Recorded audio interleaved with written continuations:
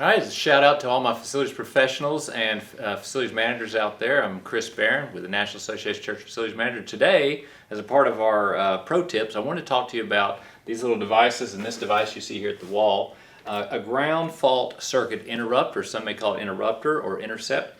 And what that's going to do is if there's a ground fault on that circuit, it's going to interrupt the circuit so that you don't get electrocuted. And as a facilities manager, we go around and we test these routinely. It's recommended that we test these every month.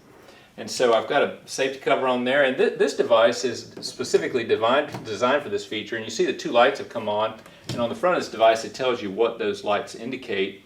And to test the ground fault circuit interrupt, this device actually has a tester for that.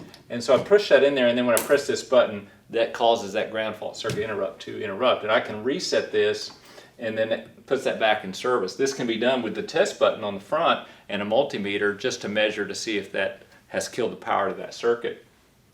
This monthly test may extend into other outlets. And so here's an example. If I need to replace that ground fault circuit interrupt, this device has a piece of yellow tape on it telling you that this is not the normal location to hook up. So if this circuit only protects this location, you're only going to hook up your line side to the one that's not taped. And after I install this, if there is a load side, meaning that there's other circuits, other outlets or accessory outlets along this circuit, they would be wired in on this where this yellow tape is, and they would be downstream of this ground fault circuit interrupt.